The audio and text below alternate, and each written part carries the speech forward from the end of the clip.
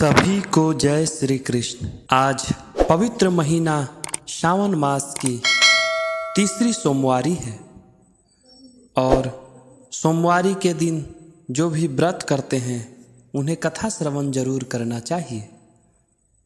तो आइए हम कथा श्रवण करते हैं। इसके पहले आज मैं शिव जी के बारे में कुछ तथ्यों को बताना चाहूँगा, जिसके सुनने से आपका ज्ञान और भक्ति बढ़ेगा। आइए हम जानते हैं। एक बार पार्वती जी ने महादेव जी को बिना कारण किसी को प्रणाम करते हुए देखा, तो उन्होंने पूछा, आप किसको प्रणाम कर रहे हैं? तब शिव जी ने पार्वती जी से कहा, हे देवी, जो व्यक्ति बार बार राम का नाम कहता है उसे मैं 3 बार प्रणाम करता हूँ। तो फिर पार्वती जी ने पूछा, हे भगवान, आप शमशान में क्यों जाते हैं और चिता की भस्म शरीर पर क्यों लगाते हैं?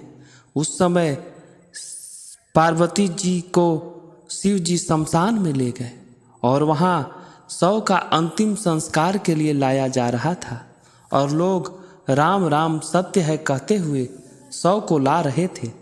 शिव जी ने कहा कि देखो पार्वती, इस शमशान की ओर जब लोग आते हैं तो राम नाम का स्मरण करते हुए आते हैं और इस शव के निमित्त से ही कई लोग मुख से मेरा अति प्रिय दिव्य राम नाम निकलता है, उसी को सुनने मैं शमशान आता हूँ और इतने लोगों के मुख से राम नाम का जप करवाने वाला, निमित्त बनने वाला इस शव को मैं सम्मान करता हूँ, प्रणाम करता हूँ और अग्नि में जल जाने के बाद उसकी भस्म को अपने शरीर पर धारण करता हूँ। तो इसी के साथ आइए हम इस व्रत की विधि और कथा का श्रवण करते हैं। सबसे पहले सुबह उठकर सोमवार के दिन सोमवार के व्रत करने वाले प्रातः काल उठ कर के तिल का तेल लगा करके स्नान करें, विधि पूर्वक शिव जी का पूजन करें और छोटा सा संकल्प करके मम सकल कामना सिद्ध्यर्थम सोम व्रत करिष्ये, इस प्रकार संकल्प करके शिव जी का पूजन करें और शिव जी का ध्यान करके हाथ में बेलपत्र ले लें या फूल ले लें, फिर शिव जी का ध्यान करें और ओम नमः शिवाय से शिव जी और पार्वती जी का षोडशोपचार से पूजन करें और इन्हीं मंत्रों से हवन करें। सोमवार के व्रत के प्रभाव से सभी प्रकार के सुखों की प्राप्ति होती है। इसमें आप एक समय फलाहार रह सकते हैं, एक समय ही भोजन करना चाहिए।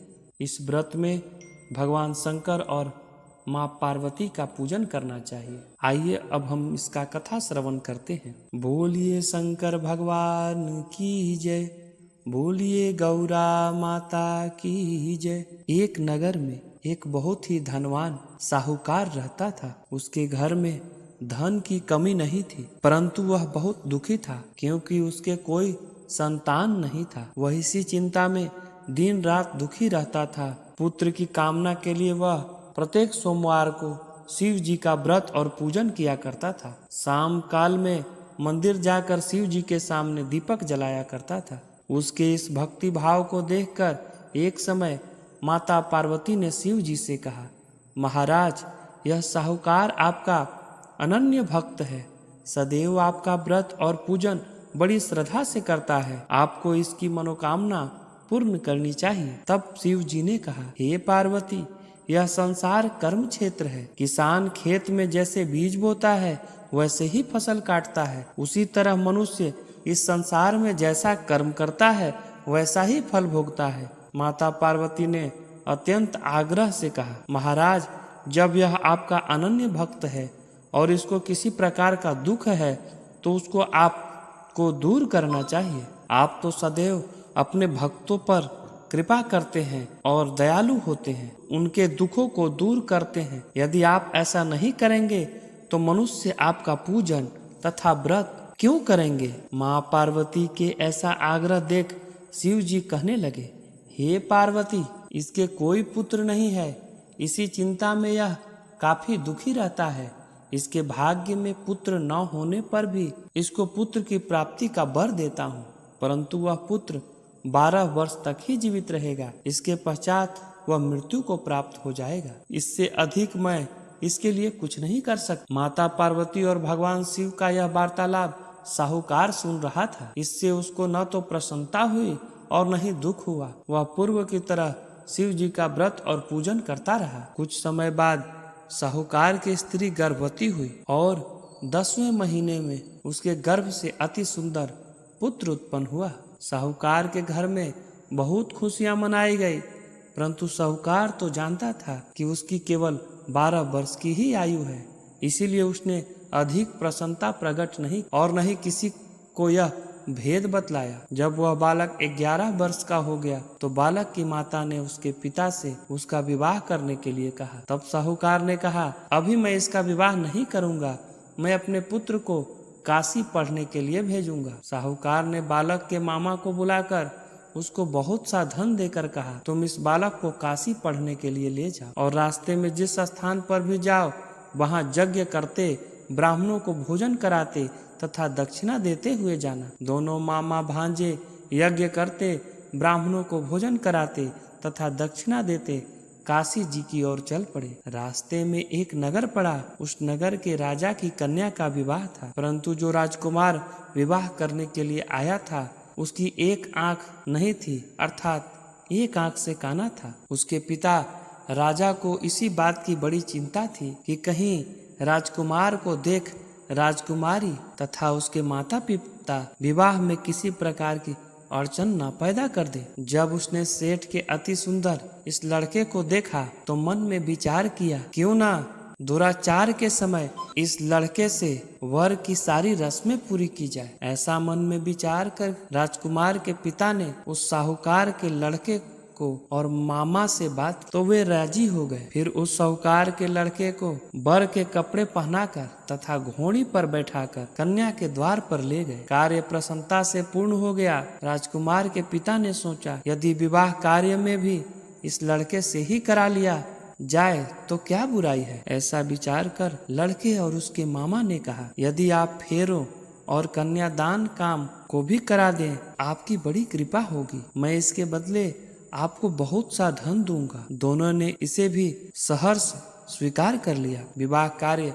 बहुत अच्छी से संपन्न हो गया। सेठ का पुत्र जिस समय जाने लगा तो उसने राजकुमारी की चुंदरी के पल्ले पर लिख दिया, तेरा विवाह मेरे साथ हुआ है, परंतु जिस राजकुमार के साथ तुमको भेजेंगे वह एक आंख से काना है। मैं काशी जी पढ़ने जा रहा हूँ। सेठ के लड़के के जाने के पश्चात राजकुमारी ने जब अपनी चुंदड़ी पर ऐसा लिखा हुआ पाया तो उसने काने राजकुमार के साथ जाने से इनकार कर दिया। उसने अपने पिता को सारी बात बता दी और कहा कि यह मेरा पति नहीं है, मेरा विवाह इसके साथ नहीं हुआ है। जिस वर के साथ मेरा विवाह हुआ है वह तो काशी पढ़ने गया है। राजकुमारी के माता पिता ने अपनी कन्या को विदा नहीं किया और बारात वापस चली गई। उधर सेठ का लड़का और उसका मामा काशी पहुंच गए। वहां जाकर उन्होंने यज्ञ करना और लड़के ने पढ़ना शुरू कर दिया। जिस दिन लड़के की आयु 12 साल की हो गई उस दिन मामा ने यज्ञ रचा रखा। लड़के ने अपने मामा से कहा, मामा जी आज मेरी तबीयत कुछ ठीक नहीं है। मामा ने कहा,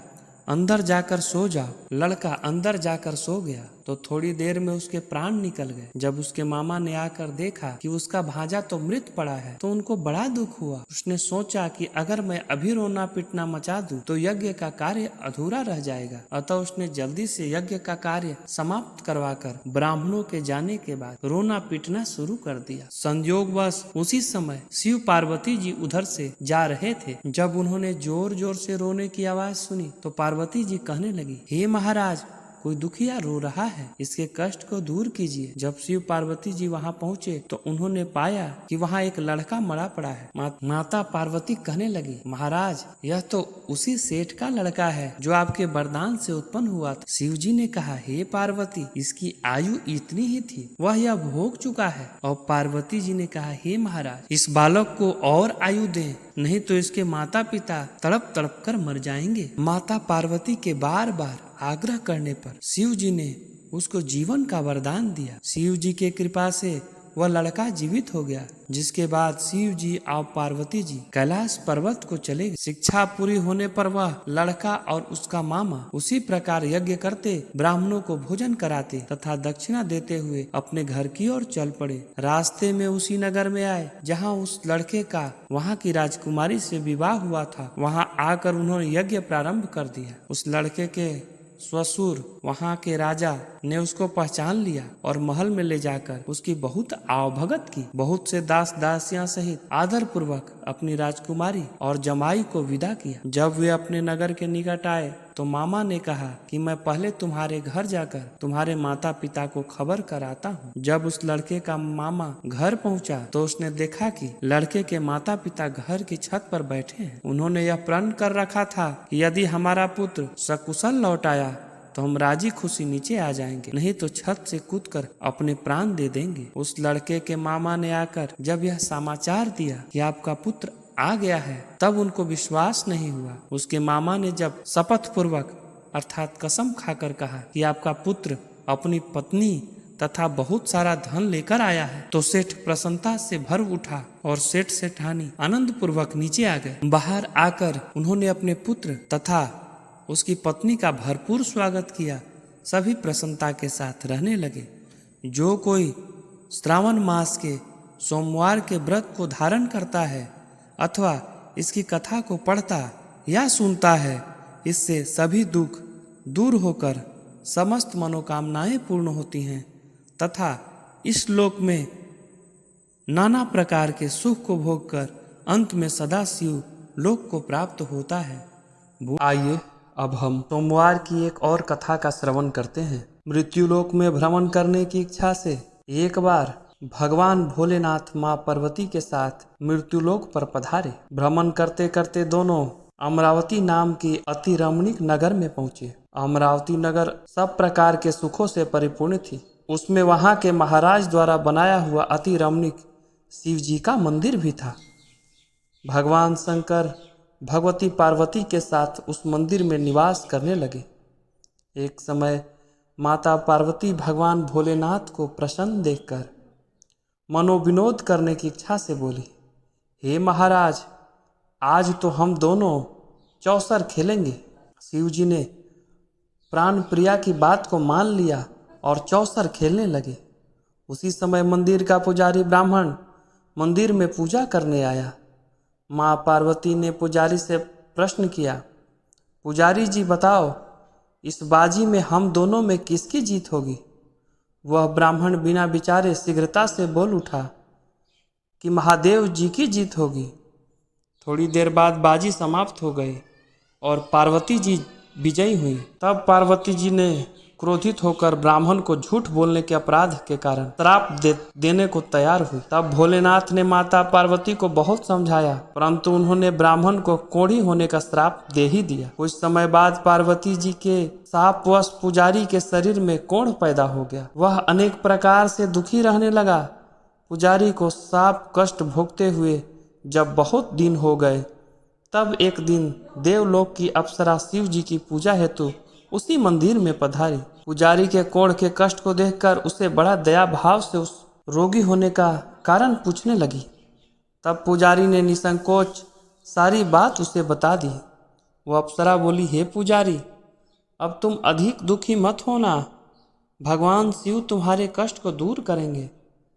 तुम सब व्रतों में श्रेष्ठ सोमवार का व्रत भक्ति भाव से किया करो। पुजारी ने अप्सरा से विनम्र भाव से सोमवार व्रत की विधि पूछी। अप्सरा ने बताया, सोमवार को भक्ति के साथ व्रत करें, साफ वस्त्र पहने, संध्या के समय उपासना के बाद आधा सेर गेहूं के आटा लेकर उसके 3 अंग बनाएं, घी गुड़ और दीप नैवेद्य पुंगी फल बेलपत्र जनेऊ का जोड़ा चंदन अक्षत पुष्प आदि के द्वारा प्रदोष काल में भगवान शिव का विधि से पूजन करें। तत्पश्चात 3 अंगों में से एक शिव जी को अर्पण करें, बाकी 2 को शिव जी का प्रसाद समझकर सभी जन में बांट दें। इस विधि से सोमवार व्रत करें और सोमवार के शिव जी का व्रत करने से सभी मनोरथ पूर्ण हो जाते हैं। ऐसा कहकर वह अप्सरा स्वर्ग को चली गई। ब्राह्मण ने यथाविधि सोमवार का व्रत किया और फिर वह रोग मुक्त होकर आनंद से रहने लगे। कुछ दिन बाद शिव जी और पार्वती जी फिर उसी मंदिर में पधारे। ब्राह्मण को निरोग देखकर पार्वती जी ने ब्राह्मण से रोग मुक्त होने का उपाय पूछा तो ब्राह्मण ने सोमवार व्रत की कथा सुनाई। पार्वती जी अति प्रसन्न हो ब्राह्मण से व्रत की विधि पूछकर स्वयं व्रत करने को तैयार हो गए। व्रत करने के बाद उनकी मनोकामना पूर्ण हुई तथा उनके रूठे पुत्र स्वामी कार्तिकेय स्वयं माता के आज्ञाकारी हुए। कार्तिकेय जी को यह विचार परिवर्तन का रहस्य जानने की इच्छा हुई। वे माता से बोले, हे माता, आपने ऐसा कौन सा उपाय किया जिससे मेरा मन आपकी ओर आकर्षित हो गया। पार्वती जी ने वही सोमवार व्रत की कथा उनको सुनाई। कार्तिकेय जी ने कहा, इस व्रत को मैं भी करूंगा क्योंकि मेरा भी प्रिय मित्र ब्राह्मण बहुत दुखी दिल से परदेश गया है, हमें उससे मिलने की बहुत इच्छा है। कार्तिकेय जी ने भी इस व्रत को किया और उनका प्रिय मित्र मिल गया। मित्र के इस आकस्मिक मिलन का भेद कार्तिकेय जी ने पूछा तो वे बोले, हे मित्र, हमने तुम्हारे मिलने की इच्छा के लिए सोमवार का व्रत किया। अब तो ब्राह्मण मित्र को भी अपने विवाह की बड़ी इच्छा हुई। उसने कार्तिकेय जी से व्रत की विधि पूछी और यथाविधि व्रत किया। व्रत के प्रभाव से जब वह किसी कार्यवश विदेश गया तो वहां के राजा की लड़की का स्वयंवर था। राजा ने प्रण किया था कि जिस व्यक्ति के गले में सब प्रकार का श्रृंगार रहित हथनी माला डालेगी, मैं उसी के साथ अपनी प्यारी पुत्री का विवाह कर दूंगा। शिव जी की कृपा से वह ब्राह्मण भी स्वयंवर देखने की इच्छा से राजसभा में एक और बैठ गया। नियत समय पर हथनी आई और उसने जयमाला उस ब्राह्मण के गले में डाल दिया। राजा ने अपनी प्रतिज्ञा के अनुसार बड़ी धूमधाम से अपनी कन्या का विवाह उस ब्राह्मण के साथ कर दिया। ब्राह्मण को बहुत सा धन और सम्मान देकर संतुष्ट किया। ब्राह्मण सुंदर राजकन्या पाकर सुख से जीवन व्यतीत करने लगा। एक दिन राजकन्या ने अपने पति से प्रश्न किया, हे प्राणनाथ, आपने ऐसा कौन सा भारी पुण्य किया था जिसके प्रभाव से हथिनी ने सब राजकुमारों को छोड़कर आपको वरण किया। ब्राह्मण बोला, हे प्राण प्रिया, मैंने अपने मित्र कार्तिकेय जी के कथा अनुसार सोमवार का व्रत किया था जिसके प्रभाव से मुझे तुम जैसी रूप वाली पत्नी की प्राप्ति हुई। व्रत की महिमा सुनकर राजकन्या को बड़ा आश्चर्य हुआ। वह भी पुत्र की कामना से व्रत को करने लगी और शिव जी की दया से उसके गर्भ में एक अति सुंदर, सुशील और धर्मात्मा विद्वान पुत्र उत्पन्न हुआ। माता पिता उस दोनों देव पुत्र को पाकर अति प्रसन्न हुए और उसका लालन पालन भली प्रकार से करने लगे। जब पुत्र समझदार हुआ तो एक दिन उसने अपनी माता से प्रश्न किया, हे माँ, तुमने कौन सा व्रत और तप किया था जो मेरे जैसा पुत्र तुम्हारे गर्भ में उत्पन्न हुआ। माता ने सोमवार व्रत की विधि पुत्र को बतलाई। पुत्र ने सब तरह के मनोरथ पूर्ण करने वाले सरल व्रत को सुना तो वह भी राज्य अधिकार पाने की इच्छा से हर सोमवार को यथाविधि यह व्रत करने लगा। व्रत शुरू होने के बाद एक देश के वृद्ध राजा के दूत ने आकर उसको राजकन्या के लिए वरण किया। राजा ने अपनी पुत्री का विवाह ऐसे सर्वगुण संपन्न ब्राह्मण युवक के साथ करके बड़ा सुख प्राप्त किया। वृद्ध राजा के दिवंगत हो जाने पर इसी ब्राह्मण युवक को सिंहासन पर बैठाया गया क्योंकि दिवंगत राजा के कोई पुत्र नहीं था। राज्य का उत्तराधिकारी होकर भी वह ब्राह्मण पुत्र सोमवार का व्रत करता रहा।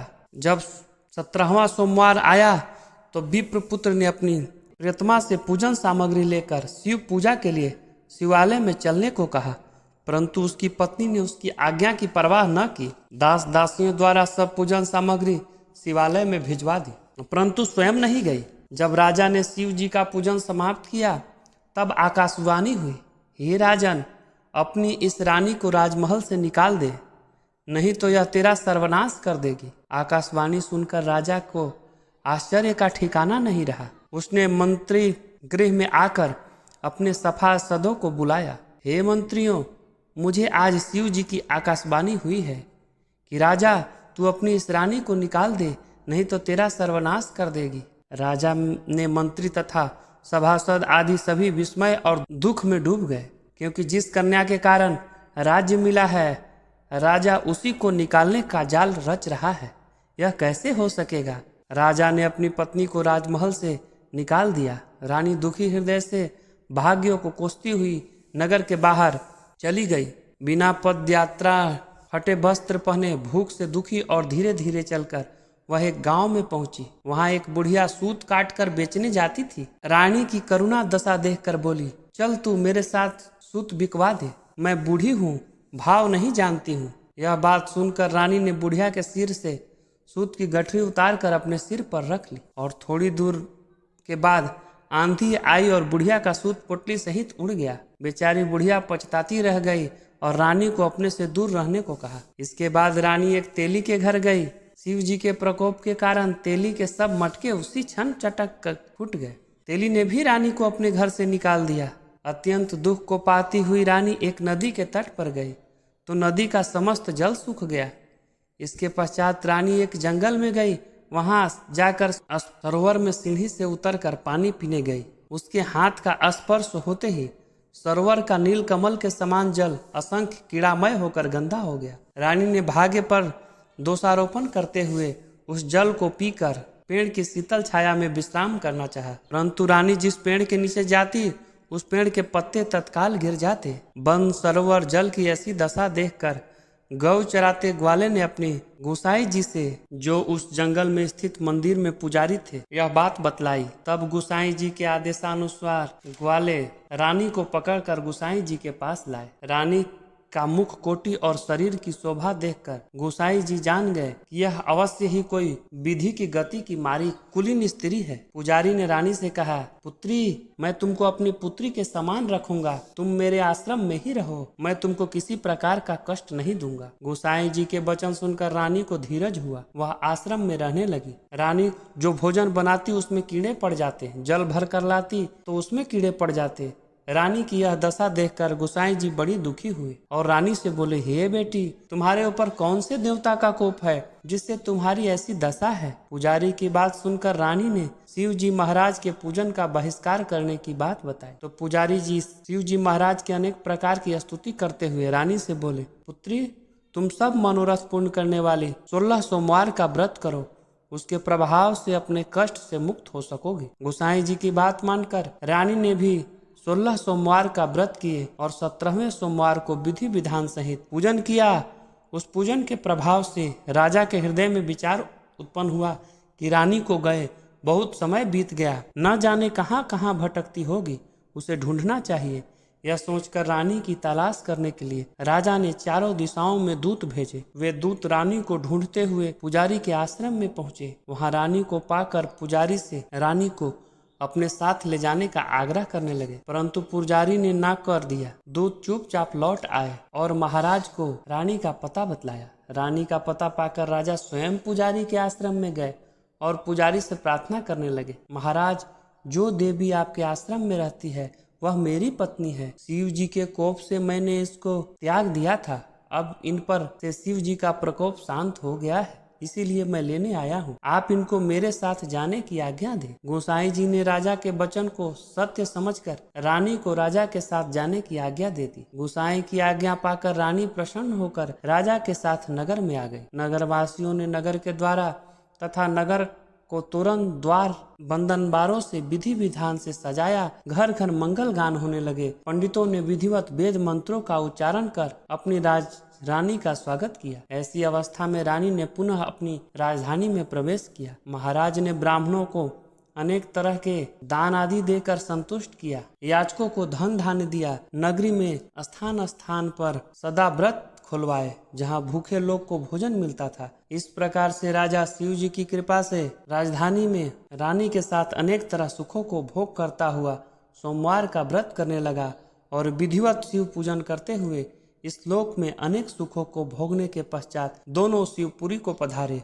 जो मनुष्य मनसा वाचा कर्मणा भक्ति सहित सोमवार का व्रत एवं पूजन विधिवत करता है वह इस लोक में समस्त सुखों को भोगकर अंत में शिव धाम को प्राप्त होता है। यह वह व्रत है जो सभी मनोरथ को पूर्ण करने वाला है। इस प्रकार सोमवार का व्रत कथा संपूर्ण हुआ।